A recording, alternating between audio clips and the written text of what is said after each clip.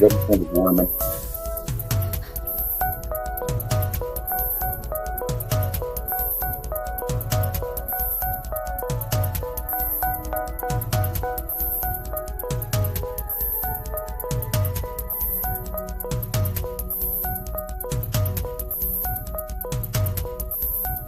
up?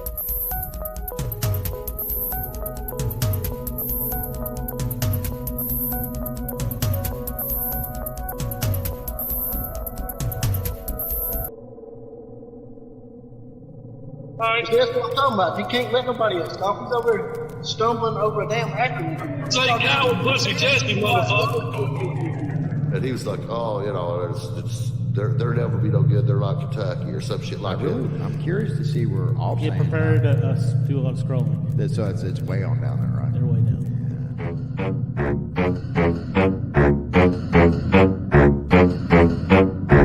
Smacking off the top.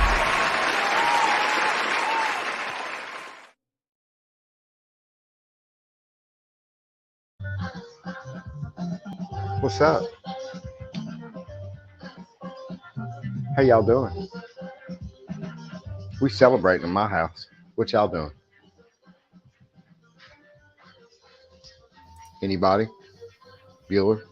I can't hear y'all for some reason or another. Y'all probably can hear me. Can you hear me? Yeah, Can you hear there me? you are. Yeah, I'm hearing stuff now. I don't hear know why stuff my now. mic was muted. Doug automatically does that, and I guess it was up to us to unmute it. But welcome back to Smacking Off the Podcast. It's a celebration in the state of Alabama. Praise the Lord. The Saban dynasty is not only over, but we're talking about playoffs again. I love it. No, Tennessee balls are sad. Anytime that any fan base, and I know there's a lot of Bama hate. Here, let me step into the other room because it's just, I mean, we're still celebrating. Luckily, I don't drink anymore. I wouldn't have been able to handle the celebration we've been having if I were drinking, because I would have been, I would definitely be liquor drunk right now. What a performance, or should I say, what a second half performance, because I almost got the game off. I really did. I was so depressed going into halftime as an Alabama fan. That was a really, really, really hard first half to watch. But boy, what a difference the second half of play makes. Did you see how calm Saban was, though? And he just basically said, we got to get things going, and we will. Yeah.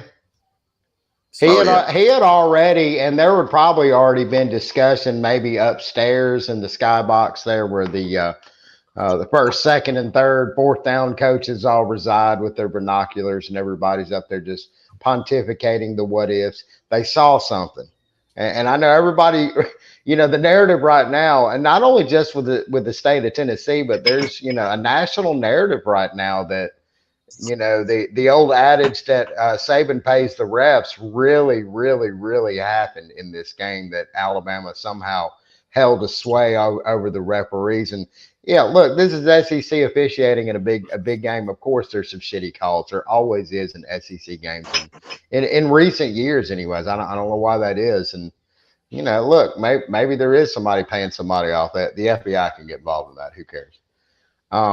The point is that Tennessee had the game in their hands, and they held it aloft going into the tunnel in halftime, and they came out, and the game wasn't there. They still had their hands held high, but there was no game there, none whatsoever, and they were completely demoralized by themselves in the second half. And you know, there were some plays too that, you know, definitely should have been called. The little horse collar head chop, whatever the fuck you want to call that, there at the end of the play that happened right. You know, we boys down south that are, and all three of us are all SEC homers, we have been used to watching good old Southern football that is a very rough and tumble brand of football. Always has been, until really as of recent. There's always been just a little bit more, I don't know, a little bit more vigor between the Southern teams. And as far as officiating going, taking just a gentle step back in some situations and let them boys be boys and let them play that game like they did out there on the field when they were 12. Is that the only game you watched? Yeah, I scanned a couple of them. Looks like Ohio State may actually be for real. They held off a very tenacious Penn State team, a very, very tenacious Penn State team. And Is James Franklin in trouble? I mean, this guy makes almost $9 million a year. I mean, but losing to Ohio State, which is arguably one of the better teams in the country right now, at least so far. Did we really learn anything about Ohio State in that game? Well, we learned. I don't know if we learned anything about Ohio State, but we did learn that James Franklin. Hey, who has us on speakerphone right now? It must Not be I. me. I'm getting a massive slapback of my own voice. I only get you in echo when only you. I don't get Shannon in echo. Yeah, I got my headphones on. You can slap back on these nuts. Yeah, but I got my headphones on too.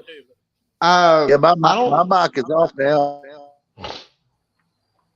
Hello. Yeah, we're all here. Technical difficulties. Please stand by. I'm just making sure that I'm hearing my voice slapping back at me as loud as y'all are. There might be a connection issue.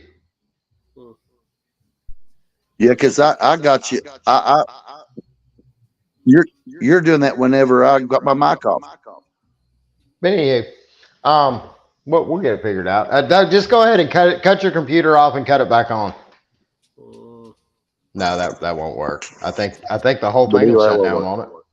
I think we've learned that James Franklin, even though they're paying him an elite salary, he's not an elite coach, and they're paying enough to have an elite coach. Well, it seems to be a running narrative all over the whole entire country. That seems to be the narrative right now. Look at old Jimbo down there in Aggie land. College Station. He's definitely better than Jimbo. He averages, I think, eight and a half wins a year. Yeah, but I mean, with the money, the NIL money that they've got pumped into all them 5 stars that most of didn't stick around, and then all the portal money and yada yada, this, that, and the other. I mean, there's something extremely toxic about the culture there that may not necessarily be Jimbo's fault. Look at Gus Malzahn yesterday. Anybody want to take it? Oh yeah, gets Oklahoma. Almost came within a whisker away. Some people again blaming officiating one way or the other. There's a lot of senior haters, really. I mean, that is what it is. But I only use him as an example here down in Auburn, which again we're having more conversation about the head coach at Auburn this time, a guy that I thought was going to be a good fit down there, and that's Hugh Freeze. However, I think everybody needs to pump the brakes just a little bit and acknowledge how much trouble Harsin left them in. Of course, that is the narrative that you can claim, but most of the chatter from Auburn, the Auburn insiders, was listening to one of the local jock shows here. I believe it's the one that what's his name does. God, I keep wanting to say Colt McCoy, but he was our quarterback. Jay Barker? No, not Jay Barker. Jay Barker's canceled now. Yeah, he is. Yeah, he got canceled. McElroy. On McElroy's show, one of the Auburn guys there, and it might have been Cole Cubic, who was a former player there. He's basically stating that most of the production, the offensive production, what little bit they're able to squeeze out, is actually coming from Harsin holdovers, and not necessarily their transfer. All of the hype in the transfer really hasn't kind of developed the way that they want to on the offensive side of the ball. Defensively, Auburn is actually doing kind of like Auburn does defensively, usually with a guy named Kevin Steele on the sideline who's not there, of course, who was on the right sideline yesterday, particularly in the second half. Well, he shut that shit down in the second half, boy. The Auburn folks would disagree with this, but I think that Hugh Freeze is doing a wonderful job. With what he's done. I mean, yeah. Look, that Auburn folks need to give that man a chance, give him a couple years to develop the program he wants to do. And, the glaring difference between him and, let's say, a guy like Jimbo Fisher, Jimbo's been given more than enough time to develop, at least a a legitimate shot at the SEC playoffs or the SEC championship game every year. Yep, he's been given the PIN number to the ATM card, and with unlimited funds, and he still can't fucking pull it off. Yeah. Do you think that Jimbo has to look for hookers on his own, or he has a person for that? He's got a person for that. I'm not sure, but I will say this: Jimbo fits right in at Texas A&M because they've been trying to buy a championship since the 1980s. Yeah, and they can't pull it off. How many have they bought, Doug? None. So all of that money, all of those resources, all of that hoping and wishing and praying and great players that have come through there. God, who could forget Johnny Manziel? You know what I think? I think that they've got the money, they've got the resources, but they don't have the football IQ to pull this off. Well, and I mean, is that a head coaching problem or is that a trustee problem? Kind of like what we've seen down at Auburn for many years. Yeah, it's a trustee problem. They don't know how to hire. Do you know why we know this, Doug? Because we saw this at Alabama during the Mike years. Yep. So USC's dropped their second straight game. Sky Anastasia is on fucking cloud 9 right now. Hunter is not. Hunter's probably kind of upset about this. Wouldn't you think? Who? Hunter. I didn't see him today. College Football Dogs, the president, Hunter. He actually runs this whole thing that we're broadcasting from, Doug. Where's he at today? I think he had to take a trip to Dubai. Wasn't he going to come on? No. You sure? Timbuktu, whatever you want to call it. Maybe him and a contributor, or one of our former contributors who we haven't had on in a while, who I would desperately love to talk to. We can't get him pinned down. Divine will not give me a time. He won't commit. So we've got a potential conversation between Hunter and Sean Divine. This is no. Nope. It ain't gonna happen. You don't think it's gonna happen? No, Sean's not gonna agree to it. Why not? I don't know. Sean is not afraid to have this conversation. There's no way. No. I mean, I guess he's got reasons, but he has a lot more reason to poke his chest out, right? I mean, he had more reason last week. Now that USC's lost their second game. Well, I was going to say now, yeah. I mean, no, I'm talking about Sean Divine. Sean Divine has reason to poke his chest out. Oh yeah, that's what I'm talking about. Yeah, I mean, can pull his whole entire dick out and swing it around the room and knock the lamp over and everything in this conversation, and he refuses. Yeah, but that doesn't matter to Sean because he's still not committing to it. He's a man of principles. He's vowed never to speak to Hunter about this. I don't know what he's vowed, but he's not vowing to come on the show. That's tragic. I hate to hear things like this, but then again, we don't have Hunter on to talk about this either, because that was again rather disappointing. USC, boy, they're going to do great in our live championship this week. Oh yeah. So I posted this earlier. I don't know who saw it, but do y'all see a lot of difference between Clay Helton's Trojans and Lincoln Riley's Trojans? Nah. I mean, Clay was averaging what? How many wins a season? 8 or 9. Yeah, it was. Yeah. About the same thing, I guess. We're headed for at least at best a 10-win season, correct?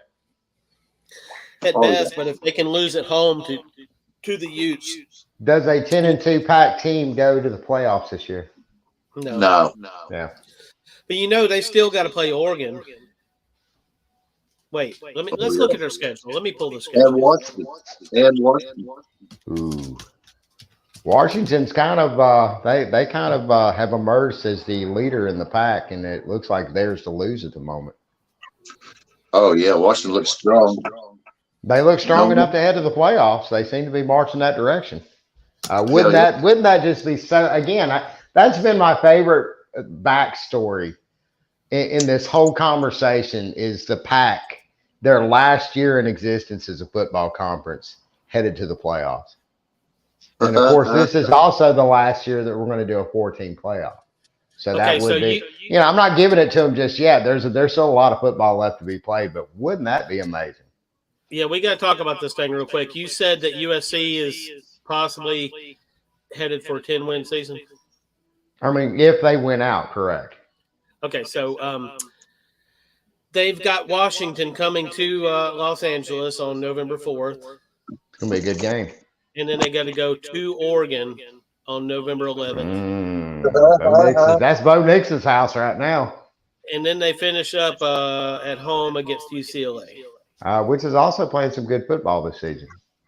Yeah, so it's not unforeseeable that they could lose 5 games.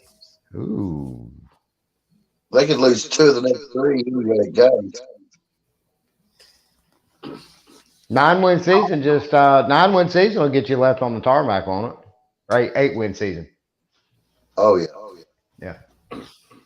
And what about Caleb Williams? I mean, all this buzz about him all year long. And I mean, they also try to validate the Pac-12 as being one of the best conferences. But if it works out and shakes out like this, maybe not. If Bo Nix wins the Heisman this year, I'm just gonna have to log off the internet forever. Wouldn't that have to do with Auburn culture we were talking about, though? That it was poison to him, and then he got away from it, and then he did. I mean, the proof is in the pudding. Of course, a lot can be said about Joe Burrow too when he went to LSU, and I really don't want to have that conversation. Thank you. All right, it's time for us to go visit. It's time for us to go visit with our Bones Coffee, babe. Let's do it. What's the difference between these 2 identical cups of coffee? Everything. Everything. Boring, basic coffee is leaving you dead inside. Thank the Dark Lord, there's Bones Coffee. Small batch, full-bodied coffee infused with the most mind-melting flavors in the world. Or underworld. Oh, I've had flavored coffee Oh, before. I've had flavored coffee before. You haven't had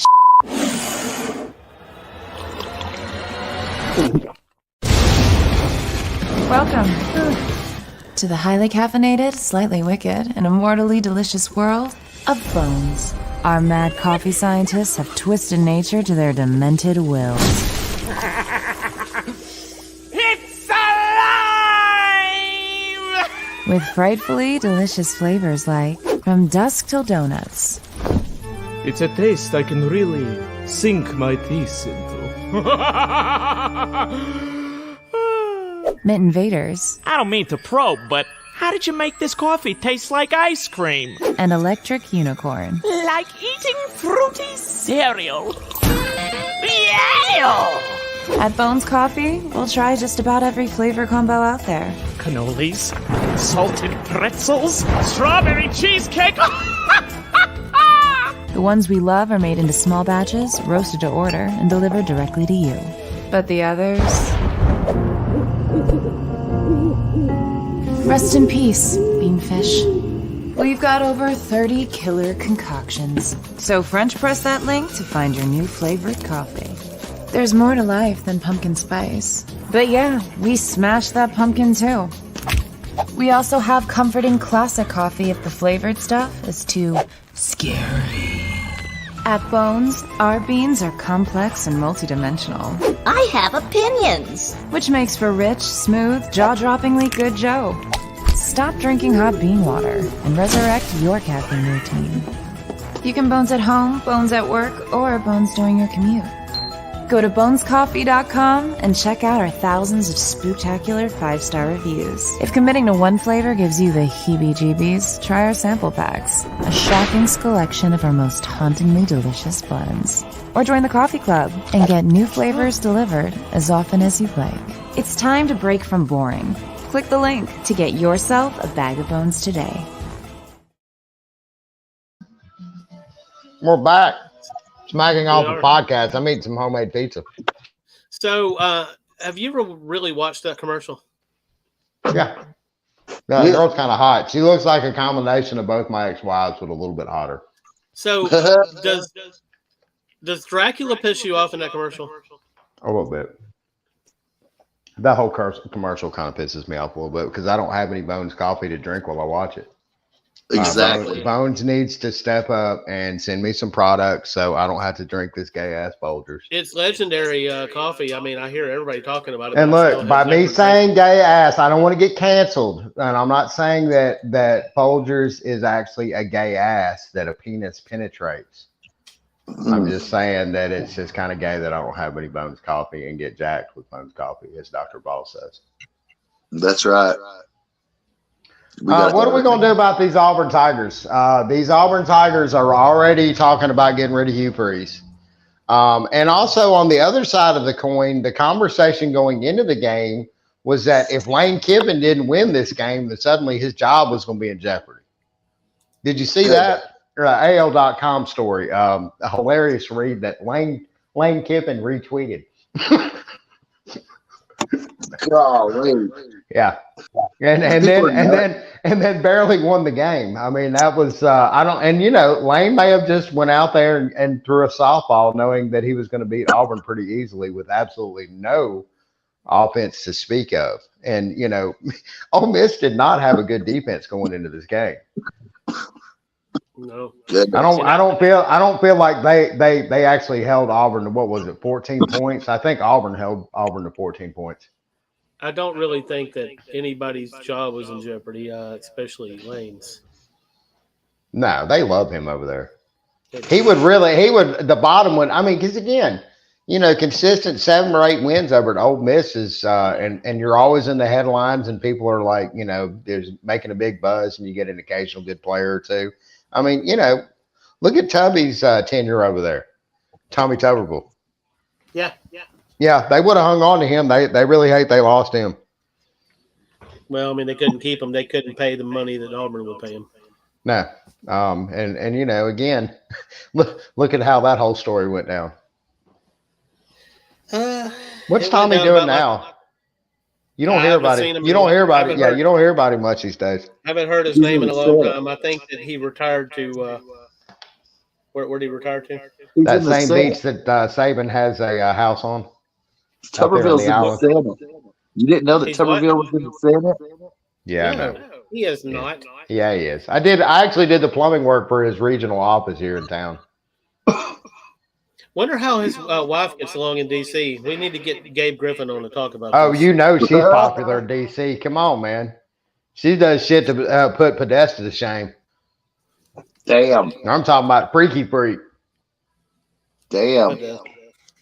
You ever wonder about Lewinsky, man? With Clinton and Lewinsky, I mean, sure, she did what she admitted to, but if I'm Bill Clinton and I see that big meaty thing like that, I'd hit the whole thing. I wouldn't just have the party favor. I don't know, Bill. I don't know that. We're doing some revisionist history here, but I really think Bill screwing Monica Lewinsky, who was actually a press aide at the White House at that time, just proves that Bill was just kind of lazy. Because you think about the Bill could have gone anywhere in the world and done whatever he wanted to do with whoever he wanted to do at that point in time. But eventually he did when he made friends with Jeff. But did you ever see that grainy footage of him getting a back rub from some, I don't know, masseuse somewhere, like maybe she was from Asia or something. Years and years and years ago, somebody put that up. Yeah. Oh, the internet is a dark and scary place. Oh, yeah, that's like getting elected president. What if they come out and they found everything you ever did, but still have to forget it? And I'd answer every question they had with, yes, I've done it. No matter what they asked me, I would say, I've done it, just like my constituents. I've done the pills and paid the bills that kill. That's what I'm waiting for. I'm waiting for the candidate that comes straight out and says, yeah, man, I get fucked up every now and then. What the fuck? What you want me to do about it, man? Life's stressful, man. What do you want? What do you want me to do? Yeah, I got drunk last Thursday. Why not? Hell yeah. I didn't hurt anybody. I stayed in. Yeah, I threw up on the carpet, whatever. Y'all get off my back. There you go. Yeah, I'm a freak. Yeah, I have sex with 3 different women every week, and none of them know about each other. So just quit asking me questions about it. I'm waiting for that guy or girl to finally step into office and a real honest person that deals with real honest American shit. That includes the occasional coke-fueled threesome. There you go. It's important. It holds up. It's important at 4 o'clock on a Sunday morning. Yeah. It's the most important thing there is. Chris when you're in Christopherson. condition. I ain't hate no Chris Christopherson. Well, Florida State is still around. They fended off a very, very pesky Duke team. Well, the fans think they're headed to the CFP, and they might be, but I don't know. They got to go to Miami, I believe. And Is the U back? Yeah. Man, I don't think they're back though. Clemson thinks they are. Clemson thinks that Clemson's back. Yeah. That was a narrow win for poor Clemson Dane. You know, his butthole's puckered during that game. So, I don't even know if he was sober enough to make it to the end of that game. I'm going to have to admit it. It really didn't shock me. I actually picked Miami in the pick'ems. Yeah. I don't know why. It almost swung that way. Almost. What do you mean? What? What do you mean? What do I mean? What almost swung what way? It almost swung Miami's way. No, it did swing Miami's way. They won. No. Clemson won that game, dude. Come on. No, there's no way that there's no way you're going to tell me that Miami beat Dabo Swinney, who is in line for the Alabama job when Saban retires. Go, Patty. That was a long time ago. Mm-hmm. That was several years back, wasn't it? Yeah. Who's the front runner now? It's certainly in Lane. I guess it's the guy at Miami. What's his name? Cristobal. Diaz. Cristobal. Yeah. He's Saban trained. Yeah. See, that's the only chance that Miami has is if their coach was an offensive lineman, right? You ever notice when head coaches were linemen or especially offensive linemen, they seem to have better strength in the head decisions. And I think it's possible that's going to help Miami. Well, I mean, but if you can't win the ACC, and I'm going back to our what if conversation just a second ago. If you can't win the ACC, then what makes you think that Alabama he's going to be a great fit for Alabama, particularly with Texas and Oklahoma coming into the league? He ain't going to be a great fit for Alabama. He's not ready for that. But as far as bringing Miami respectability, he might. Who is? Do we go ahead and try to dust off what's left of Urban Meyer and bring him back to town? No, you can't do that. You got to find a guy. I think Kevin Steele. Wouldn't that be a turn of events? I mean, it makes sense. Kevin Steele was among a lot of the less prominent boosters down in Auburn, was a front runner for for Harson's job right before Harson left. Or right before Harson got hired. My bad.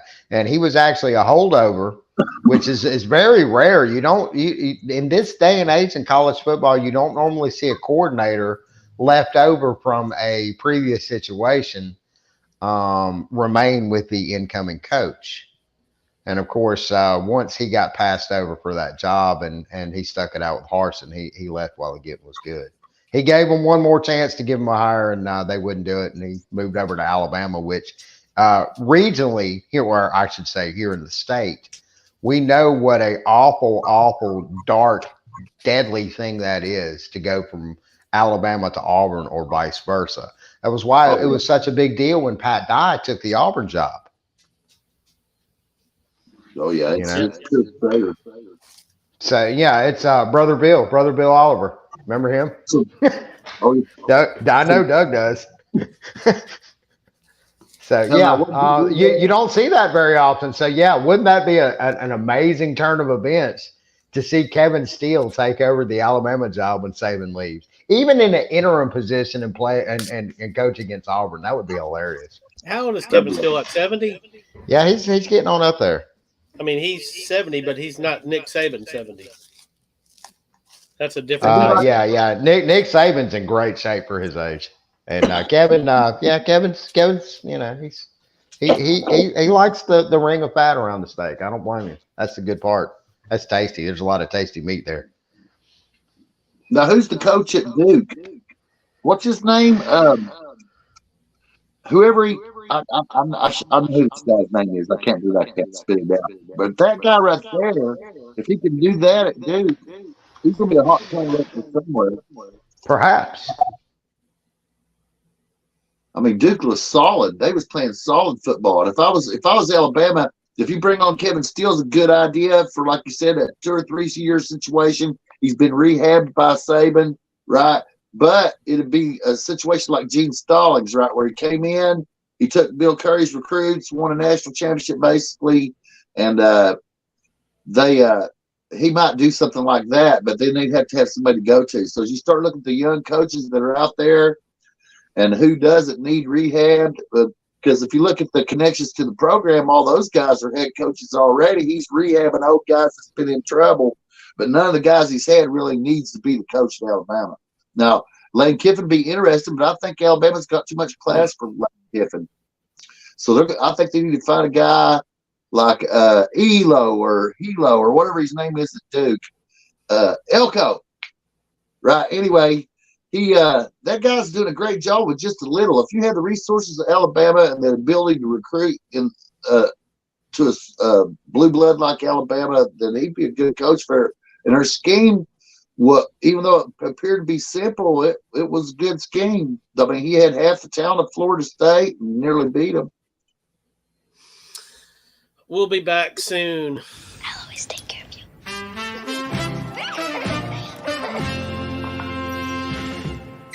Hey, little bear bear.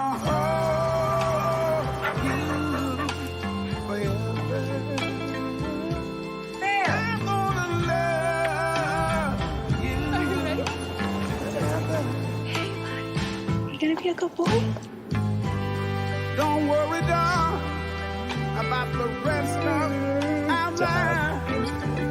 From this day forward. Through thick and thin, Come on, bear. I'll be there by your side. I'm gonna love you forever. Hey, bear.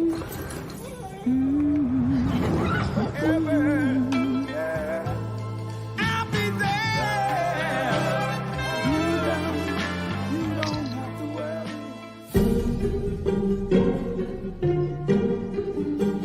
It's Halloween, and you forgot the candy. Trick or treat! Don't be spooked. Grubhub has you covered.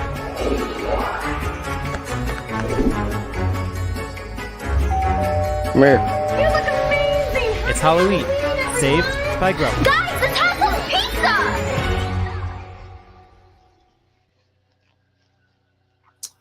Welcome back to Smacking Off the Podcast. I'm your host, Shannon Madden, joined with Doug Phillips, Bob Arthur, recapping the games of yesterday.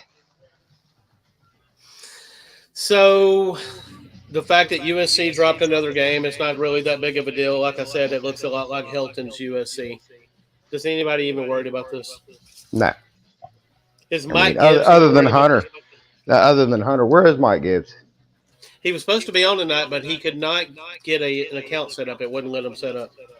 Why not? I have no clue. I've never heard of that before. He probably has a dozen accounts, Yeah, he does do some very shady stuff online, so that's probably got something to do with it. Dragon? In a minute. She's wanting to listen to Dragon, King Gizzard, and Lizard Wizard. That pretty much, King Gizzard and Lizard Wizard pretty much plays almost nonstop at our house. Wow. Yeah, some good stuff. We dig it from Australia. Australia's finest. Hell yeah. Yeah, they are. They actually did a show at the Cavern there in Tennessee, right outside of Nashville. There they got a big cave that they do a bunch of concerts in, and apparently did a very, very good. I think 2 nights set there. Is either 2 nights or 3 nights. There's footage online. Oh man, it's good.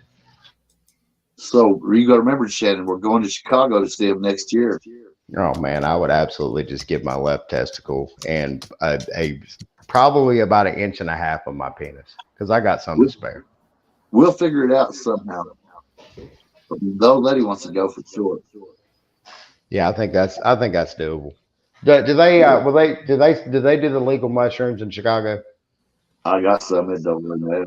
Okay, well, good. We're straight then. So Because you know the light show for that show is just going to be intense. Anyways, Doug, go ahead. Let's get back to work. Let's look at these games for next week. Sorry, guys. It's really hard for me to. Yeah, let me see if I can find that one. And what's interesting about it is Alabama showed a running game. I'm sorry. What's that, Bob? You're kind of breaking up a little bit. I'm sorry. Did you notice that Alabama drew a run game this week against Tennessee? You're still breaking up. I heard Alabama, and then I heard against Tennessee. Goodness. Let's see. So anyway, Alabama ran on Tennessee. So I think Kentucky. They did a little bit. They actually Alabama's saving grace in that game, ironically enough, was the passing game. If it weren't for the passing game and Milroe connecting on quite a few of those throws, we would have had a difficult time yesterday. We weren't able to run all the way over them. I think Alabama had I think all told somewhere around 200 yards rushing. I'll look that up in a minute. Milroe didn't really contribute much of that. As per usual, Chase McClellan led the team. He had that one run where the other side of 10 where he stiffed arm no dude to the ground by his face. I kind of like that. That's a good run for him. He's done that all season long. To watch him run is a joy, particularly when he takes off and he is in full stride. Oh man, you're just not going to stop him. I think he's like Cam Newton. He's the new Cam Newton. Next year he's going to be unstoppable. Oh, Cam. Right, wonder what he's doing tonight. Here's an interesting one is that Oregon goes to Utah this week. That's a big game. That's a big game, and that is a game that could give Bo Nix some trouble. I mean, this is at Utah. I think Utah wins this game. Oh. Scott Station isn't going to like that. What else? What else do we got here? Let's see here. Oklahoma, man, they had a fun time on Saturday, didn't they? They did. Gus Malzahn, the Gus bus rolled into Norman. Here's the stupidest SEC game of the day. South Carolina goes to College Station to play the A&M Aggies. I mean that, but at the same, because again, the winner of that game gets nothing, absolutely nothing. It's just a dumb game, and it's going to be on ESPN 11 a.m. So I guess that's a good 11 a.m. kick game. It may be a dumb game, but Shane Beamer could really benefit back home with the win at College Station. I don't think he's going to get it. Texas A&M does have a defense that's capable of containing him, but. And the A&M fans, they don't give a shit one way or the other at this point. No. In fact, it would shock me if that's a sold-out crowd. Yeah, it's not looking good over there. Okay. Yesterday at Auburn, the Auburn Ole Miss game was not a sellout. They had about 10,000 seats left in the stadium. Damn. Yep. That's that right there is the most telling sign about what's going on down at Auburn. Because Auburn, man, they'll sell out a game against Georgia State. Yeah. It could have been a little bit of a indicator of them not believing that Auburn was going to win. Well, we're going to find out if FSU is for real because they're going to Wake, and that's an 11 a.m. kickoff. That's a weird game. That has a real weird feel to me. At Wake. And it'll be cool and wet because that's not going to be a gimme for FSU, not by any stretch of the imagination. Wake has played some tenacious football over the past couple of years and terrorized teams all up and down the ACC. Them being at home should make a big difference too. It'll be chilly and damp in North Carolina. If that game was down in Florida, I would definitely I would lean heavily toward the Seaman holes. But 11 a.m. dude, that's going to be a weird game for both teams. So be an interesting setup. Penn State's got the bounce back game against Indiana. And that again, that's an 11 a.m. kickoff, but luckily that takes place at Penn State. I'm just kind of glancing over, seeing what grabs my eyes here. Clemson's at North Carolina State. That's a tough game for Clemson. I think it always has been. It is. Uga is going to Florida. And Florida, I'm sorry, man. If you really stand, because I know everybody said a lot of loud things about Florida so far, but if you stand back and take a look at the numbers, Florida's actually playing some pretty good football. And this game is in Gainesville. Okay. No, let me go ahead and throw this out there. That game is not in Gainesville. That's a Jacksonville game. Come on. You know that's practically a home game for Florida. Yeah, but it's not. I think Uga will travel well, though. Athens is not that far. No, it's a 50-50 ticket split still, I believe. Yeah. They actually call that game. They used to call it the world's largest cocktail party. They're not allowed to call it that no more, Doug. We're not talking about those nasty things on this air. Exactly. Now we call it the world's largest butt fuck party, right? Now it is in the state of Florida, and both Florida and Georgia have medicinal marijuana, I believe. So really? there will be a thick haze of pot smoke throughout that tailgate. So if you're 420 friendly, that would be a great place to hang out. 2:30 kickoff. There's one right here where I'm at. What about Steve Sarkisian to come back to Alabama? BYU's headed to number 7 Texas 2:30 kickoff, and quite frankly, we all know that Texas should be able to handle that. BYU's got a little bit that they can give them some trouble, but Texas is playing some pretty good football right now. Texas struggled without Houston last night. They did. They won. Duke is headed to Louisville. Interesting. That's a ranked matchup, 18-20. I believe that is the new AP poll in there. I'm looking at the ESPN schedule, so I don't know if they've updated that yet or not. I don't know. Yeah. Mississippi State going to Auburn. I'm going with Auburn. Oh yeah, Auburn. Yeah, Mississippi State's trash this year. I mean, they are so beyond trash; it's not even funny. And quite frankly, you can't even pick on them about it because, man, I really feel sorry for them. I really do. That was a devastating loss last year. They did win yesterday, though. Well, that's important, and maybe they can continue that trend because this is a shit Auburn team, and Auburn at this point really doesn't have much else to play for. I really don't see Auburn going bowling this year. Did you catch that score of Mississippi State and Arkansas? I did not. 7-3 7-3 Mississippi State. Jeez. That was a final. That's like 4 quarters of football, and that's the final. Interesting. Interesting. Wow. So that means basically we should in this upcoming matchup against Auburn, we need to bet the under, right? What is the over? Because Auburn's not going to generate any score. Come on now, 7-10 points maybe. It'd be like the 1990 AFC Championship. It'd be like 3-2 or something like that. What was it? Nobody wants to watch that. That's one of the best games I've ever seen. I think it was like 6-2 or 6-3. The one where Lord Taylor broke Joe Montana's back. Bob, you're just watching a bunch of games, just kind of biding your time until 6 o'clock, ain't you? 6 o'clock. Tennessee at Lexington. Oh yeah, I really want to see it. I just want to beat Tennessee so bad. Boy, if Tennessee drops 2 in a row, oh wow! I was hoping y'all would beat them up physically real bad before they showed up in Lexington. We did what we could in the second half, finally, and that's really the best time. If you're going to whip somebody's ass, that's the best time to do it. Because then they got all those fresh bodies in there to beat up on in the second half. In the first half, they still got their starters in. So we did what we could, Bob. You got to finish them up. That's right. We want to beat on them more. And y'all read on them decent, so maybe we can read on them too.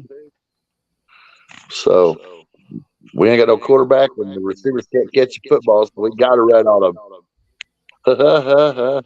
Here is about the only way that Sanders can salvage his season, because the next stretch of games coming up for Colorado is brutal as all get out, and it begins with UCLA come Saturday at 6:30 kickoff. Goodness. Now, is Kelly still the coach at UCLA? Yeah. That's what I thought. Oh yeah. Sorry, I had to mute you there for a second. So he might, he might just out-coach Dion the way things has been looking, even if they have the same talent. But I don't think they do. I think the transport portal is nice, but if you get too many guys, it's hard to be cohesive. That's what I'm seeing. Like if you look at Ole Miss and you look at Colorado, no matter who the coach is, if you have too many transfer portal guys, and Auburn too, then you can't get cohesive quick enough. Am I the only one that sees that? I don't know. Are you? Yeah, I mean, just think about it, right? Auburn has a lot of guys from the transfer portal, and if they had played together for 3 or 4 years, they'd probably be really good. Same thing as Colorado, but they haven't. And the same thing at Ole Miss, they haven't. If you look at the overall talent and the star level of the guys that's transferred in, and they just haven't gelled as cohesive teams, none of those teams. Well, I mean, that's the other part, the other downside of this the new transfer portal. People get mad at the coach and I can do better than this. I was recruited to be the starter and I should be starting now, yada, yada, this, that, and the other. And that's what we're seeing a lot of. And as a result, that's part of the parity that we're seeing.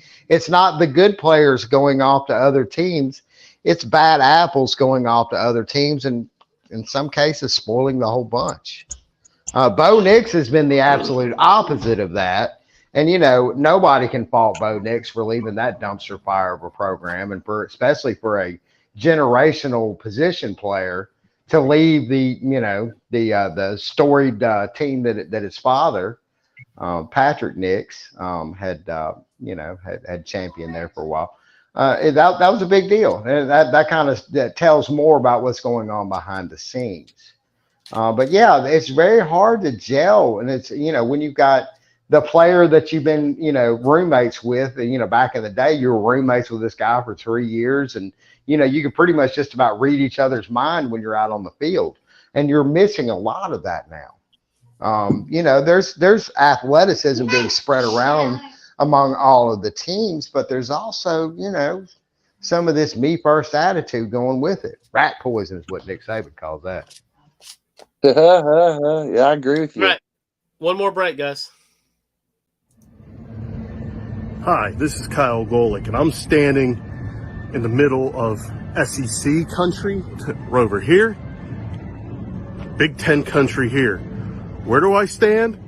SEC, Big Ten, SEC, Big Ten. You're listening to the Smacking Off the Podcast.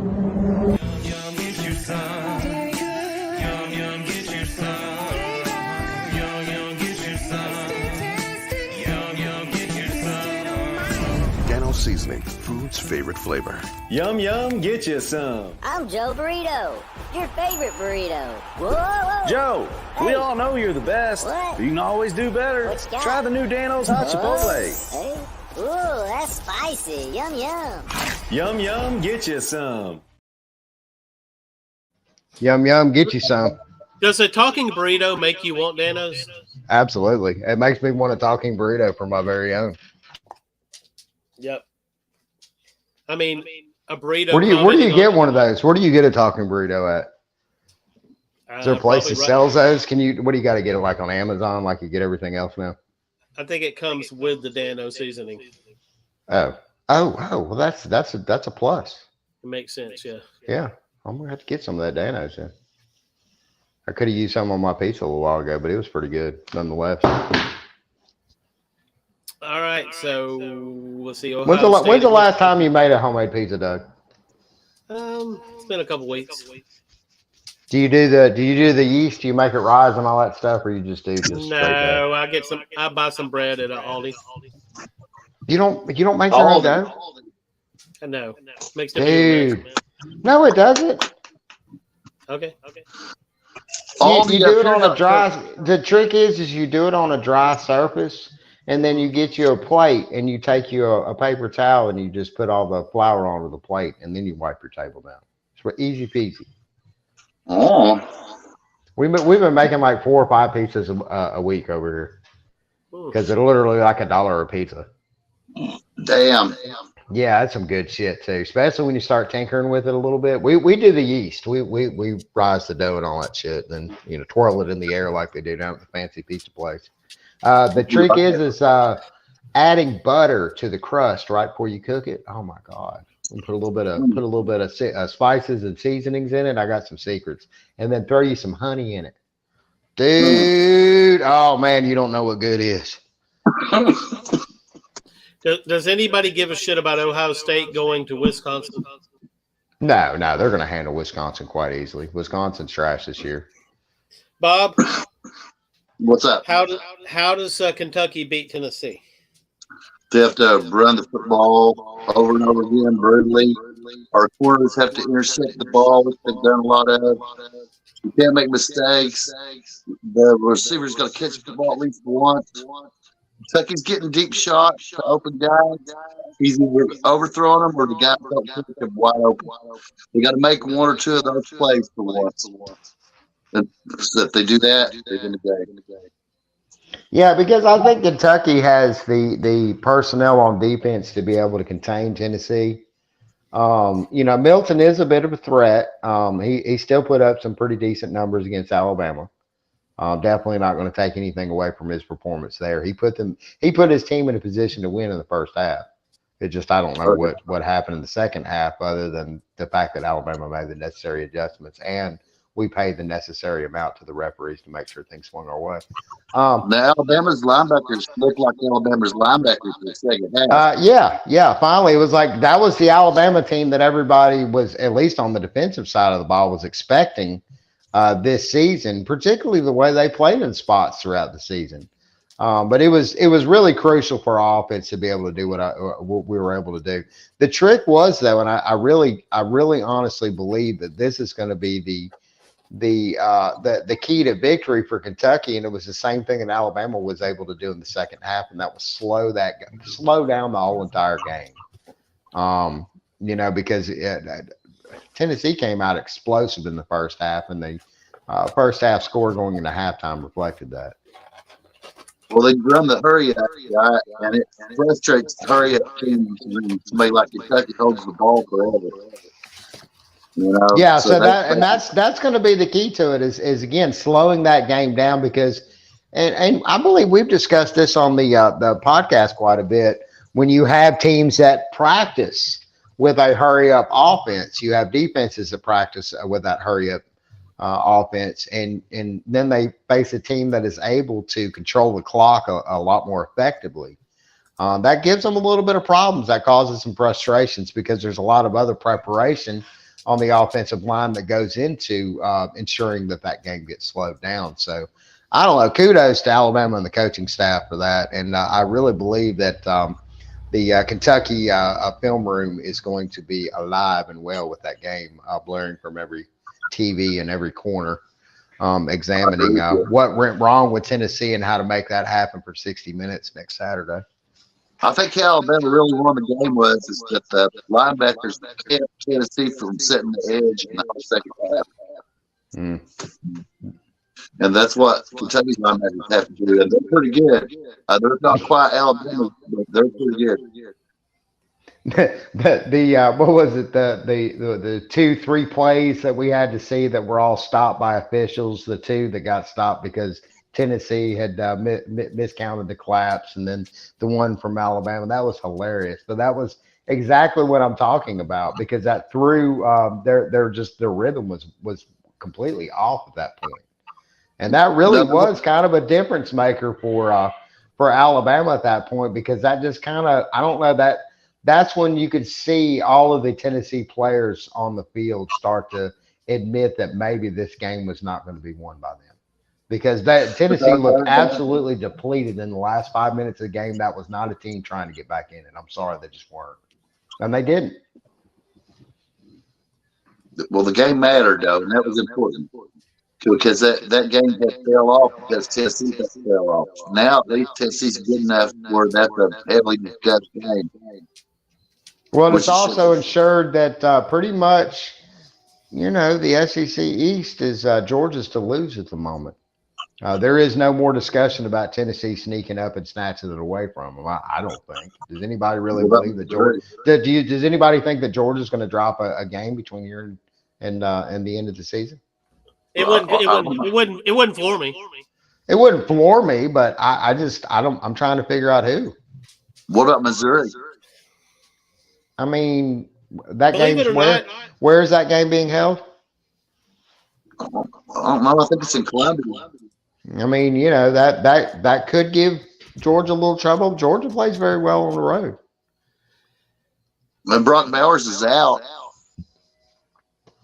So, he will. He will definitely be out for that game. Missouri's next. Is that next week? Yeah, it's November 4th. Yeah. And then Missouri's got a quarterback. That one is in Athens, by the way. That's in Athens. Okay, so I will say this. Ole Miss on the 11th is going to Athens. They got a good enough offense to hang with Georgia. I think that Florida probably gives them a game for a half. And if they give them a game for a half, who knows what goes on in the second half. I don't know how Georgia's going to respond to the loss of Brock Bowers. I think their defense. Well, I mean, I don't think it's that critical. And there will definitely be some offensive production loss, no doubt. I mean, you don't lose a player like that and not have some kind of blowback. But I also think that they've got some great players in the back door there.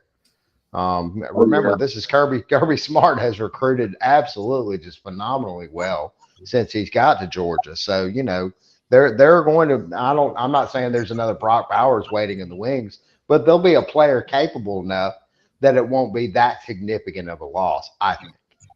And that's without looking at the roster and really going into who they've got coming up, who their number 2 and number 3 is. I think that Tennessee has the personnel to give them problems in Knoxville too. Well, Georgia's defense is the best in the country. I mean, it's the best. Georgia's what? Defense. I think it's the best I've seen. It's pretty damn good. It is. I can't say best in the country, but I will say easily best in the SEC at the moment. Yes. Who's the best team they played? Yeah, that's the other problem with Georgia's schedule. I mean, I'm serious. I'm not trying. It's not rhetorical. I'm just asking. But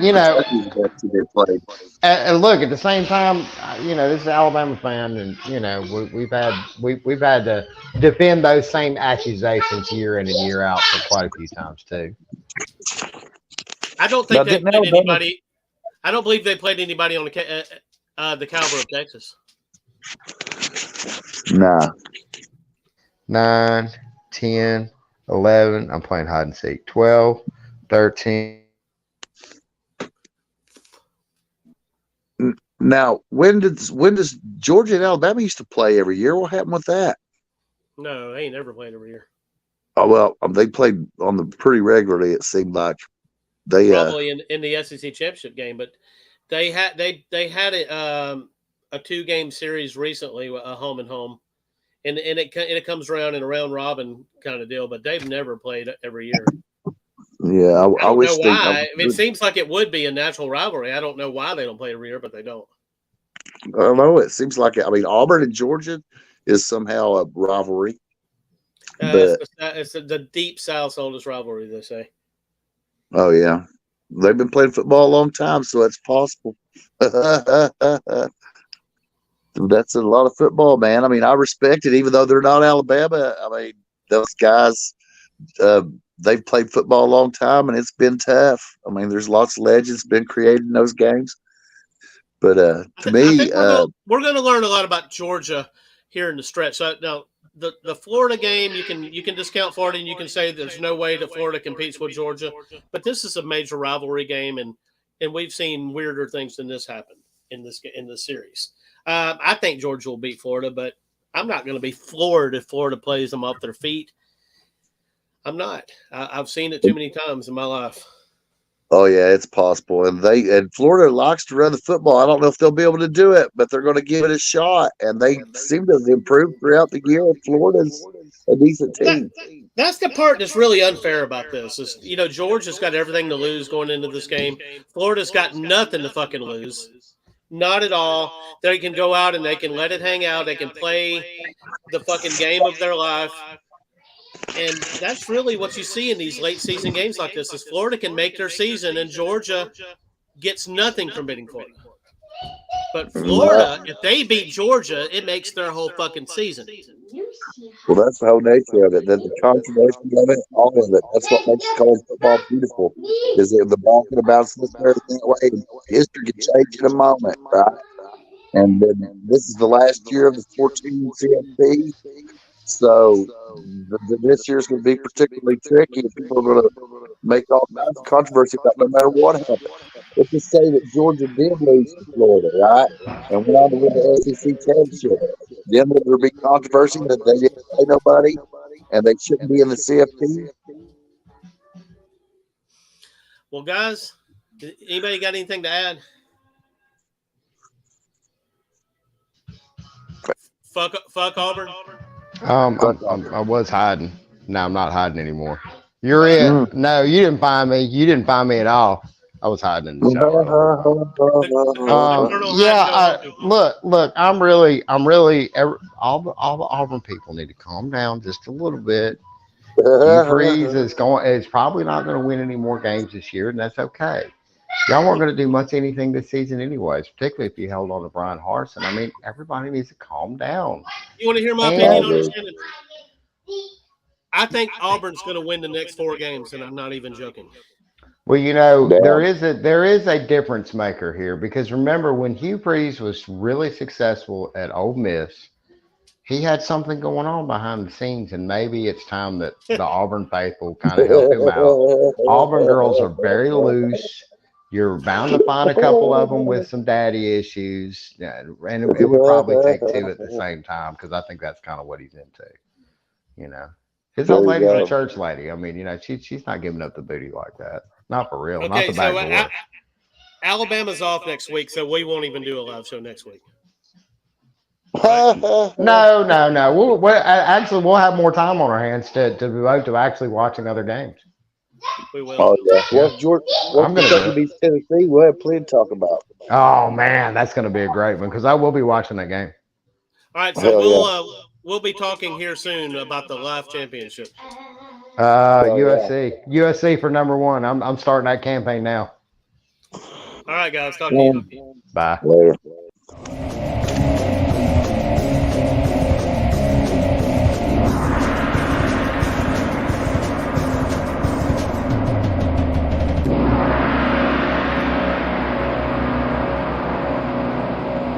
Thank you for supporting Smacking Off the Podcast and College Football Dogs.